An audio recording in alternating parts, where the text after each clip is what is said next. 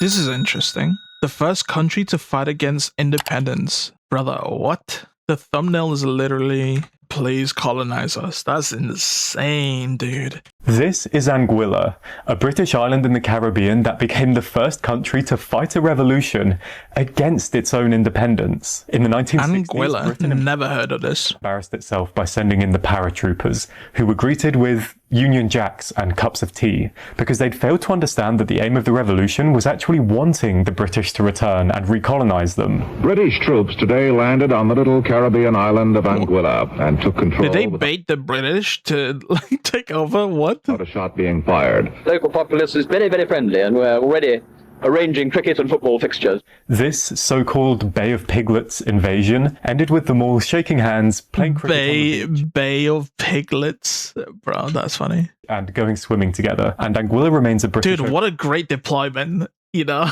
that's actually kind of insane. Imagine you're in the army, especially around those times, and bro, you like get deployed, and it's usually massacres. You see a lot of shit, man. You see your friends get blown up, people you don't know, but you still feel for them. Some your age, some younger, and then you get deployed here, and it's a holiday. Like, thank God, dude, I got deployed here. overseas territory with Charles as its king to this day. But why did this happen? While the first part of Anguilla's story follows the path of many Caribbean islands, being originally home to various indigenous populations, all of whom were eliminated by Europeans in order to turn the island into a slave plantation, with the customary squabbling between European powers and also the customary eventual British victory. The next part, the customary classic Europe, you're raping everyone. Independence movement never came. In fact, it was London's own suggestion that Anguilla be given its freedom that led to these farcical scenes of Britain being tricked into re-annexing an island that it already owned. Morning. Bruh. Any lobsters? Well, I don't know if they have any lobsters. They have other fish. Other fish? Yes, sir. No lobster? Pity. Why do you think they've come here? To invade. Why should they want to invade? I don't know. The surprising reason why actually lies in Anguilla's historical relationship with its neighbours. Britain had owned nearby St. Kitts ever since they massacred the local inhabitants there in 1626, and those settlers eventually spread across here to claim Anguilla too. After Britain outlawed slavery on its possessions and the islands scrambled to establish real economies though, London decided in the 1800s that managing all of these as one unit, St. Kitts, Nevis and Anguilla, would simplify things, arguing that tiny Anguilla, just 16 miles long and to be fair, I don't think they have any natural resources, so that's probably why they're giving this up. wide, wasn't worth granting its own administration. The residents of that tiny Anguilla though, mostly freed slaves and a few remaining European settlers, did not agree. Anguilla's soil had not lent itself well to cultivation, and many seasons of drought, famine, piracy, corruption, and infighting. That explains the it. local population They need some sort of like security. That makes in sense. poverty, without a real means of providing for themselves. Any Anguillans with opportunities to move elsewhere had already done so, leaving only the poorest and most desperate population behind. And this meant that the new union, administered from a capital on the more economically viable St. Kitts, had Anguilla as a distant last priority, leaving its people oppressed by laws, taxes and courts and a police force that they had no influence on. St. Kittian politicians even openly slandered Anguilla and the lack of infrastructure there, even though they were kind of in charge of it. Anguilla appealed to London to please directly administer them as a colony again, to free them from this neglect, which they refused to do. But that nightmare became even worse when the post-war decolonization wave saw Britain go around the Caribbean cutting off various limbs, particularly when London provided the first steps towards independence by writing a constitution for a Dude, we need them back, man. We need the British Empire. I'm kidding. proposed new country of St. Kitts, Nevis and Anguilla. Such treaties are, usually celebrated as the best thing to ever happen in a lot of countries around the world, but The sun used to never set on the British Empire, brother. Do you know how peak that is from this tiny island? That's insane shit, dude. not on Anguilla. The 5,000 people living on the island knew that without British oversight, St. Kitts' authoritarianism could be ramped up even further. And so it was that 1967 saw the start of the super dramatic Anguillan Revolution. They fell out with the representatives that Britain had sent to give them independence. They kicked the St. Kittian police off of the island by force. And they went on to do all of the classic revolution moves, establishing a new paramilitary and putting up roadblocks all over the island. But their next move is one that you don't normally see in revolutions, where that new resistance movement asks for Britain to come back. and What? They kicked the British people who said, "Oh, you guys should be your own thing," and then the oversight just to have the Brits come back. Like, bro, I understand why they got neglected and they didn't really have shit because of like the other islands, but holy dude, colonize them. That's London a was crazy initially workaround. skeptical, and I mean, yeah, of course, right? Offering independence and then having it turned down. There's probably nothing for that in the script. They didn't know what to do, but this hesitation just Bro, if this is it, this looks pretty, man. For like a tourist situation, like, bro, what? Fuck yeah, dude. time for the situation to turn more volatile, as various new parties emerged in the power vacuum. I'm prepared to go to jail. I'm prepared to die for Angola, if need be. And if Angola goes down, I'm prepared to go down with her. These rebel movements were loud but completely unrecognized, and even most of them who's watching? just wanted Anguilla to be reattached Who the fuck's watching that? Anguilla. They're so small. That's all who's watching. The Brits weren't even watching. to the British economy anyway.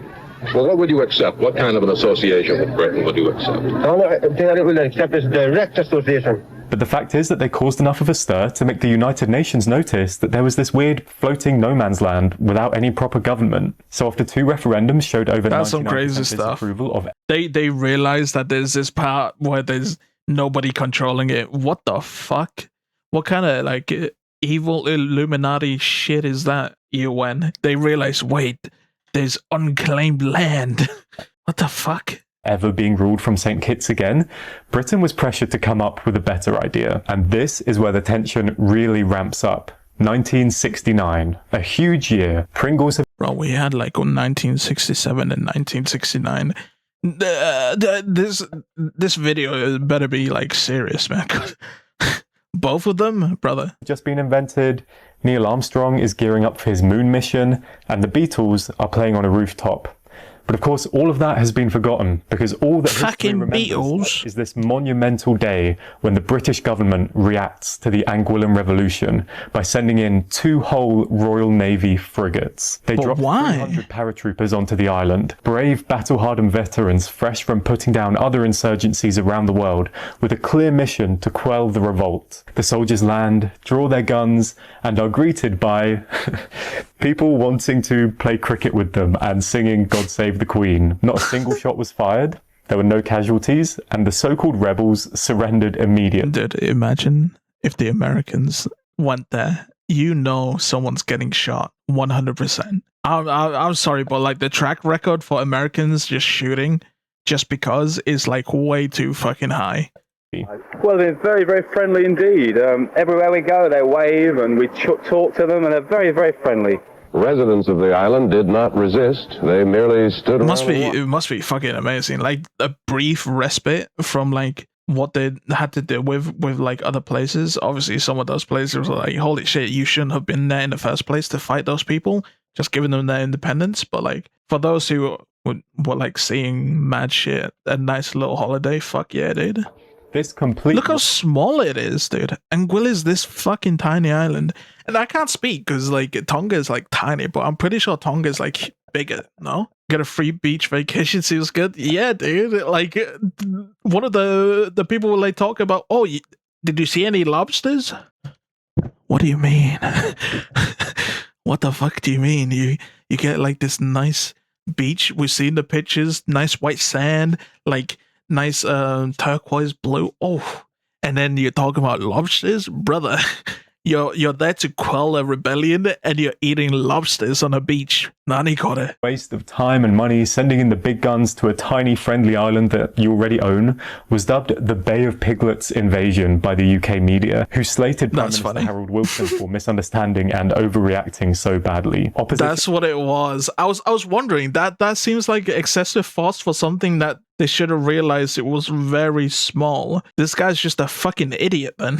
Politicians even congratulated him in the House of Commons for finally taking on someone his own size. While they were there, the British military re-established an administration on Anguilla. Every island around here on the map is like the size of an ant. Hey, like I said, I'm from Tonga, but I know about small islands, man. Yep.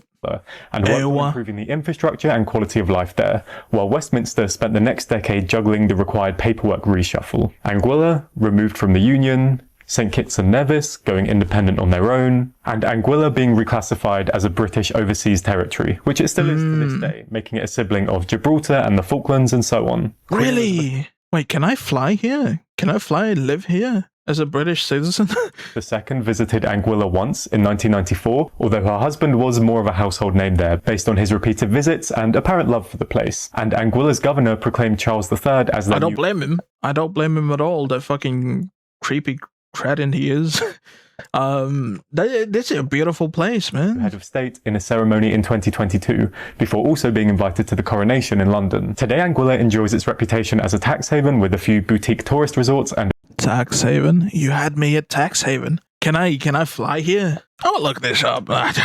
Anguilla. Can I live here as UK?